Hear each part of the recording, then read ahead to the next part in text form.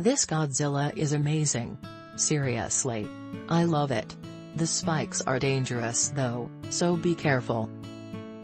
This was my first schma figure while I have many NECA Godzillas. I can't complain, it's a beautiful figure and honestly love the more traditional repaint. The mouth detail and overall detail is through the roof, and the mouth and some parts of the tail are extremely fragile while still being able to be put back on. My only complaint may be that the mouth cannot full. Also, with careful application, super glue can be added on the tip of the ball joints in the tail to stop problem spots of the tail just popping off with simple motion. They say an introduction leaves a huge first impression. Well, this is my first MonsterArts figure and I am hooked to this line. The sculpting is amazing and detailed. The skin and the spines look like he jumped out of the movies, then shrunk like hell and acquired a ton of seam lines, but I digress.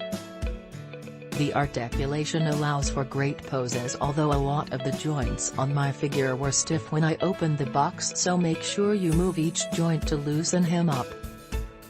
I would give this figure a 6/5 stars if I could, and would recommend any Godzilla fan get this figure before Bandai stops producing him and the price shoots up like with his first release. My only gripe is I wish he came with some accessories like effect parts or something. The best Godzilla ever. No doubt, and I have been collecting Godzilla figures off and on since the 70s. When I first opened up the box, I thought the big G seemed kind of small. But I soon realized that he is just the perfect size. Any bigger and he would be kind of hard to handle. This guy just fits right in your hands and is a joy to pose. The tail has popped off a couple of times. Actually, the last few sections literally fell right out of the box. A little later the whole tail came off. But, it just pops right back on, easy breezy, just pretend has part salamander. And truthfully, those were the only 2 times I had that issue with the tail. It seems as though the more I've played around with it, the better the tail does. I don't have the first Godzilla 2K, but I can tell you I like the gray fins on this guy better because they're the color they're supposed to be on Godzilla. Although has a prototype not used in any films, to me has sort of the quintessential Godzilla, taking the best of various other incarnations, and even improving on them here and there. People have talked a lot about the articulation and, needless to say, it is quite impressive. Fun to pose, look at and take pics of.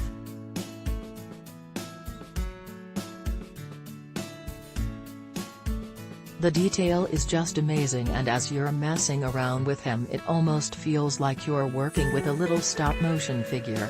I pre-ordered mine back in April and still had to wait an extra month longer because they apparently ran out before the release date. If you're serious about getting this hot Godzilla, I'd go ahead before the price starts shooting up. This figure is better than I thought it would be. Absolutely perfect. This guy, along with the rest of my MonsterArts figures, are really incredible. The articulation can be frustrating, and is similar to any of my other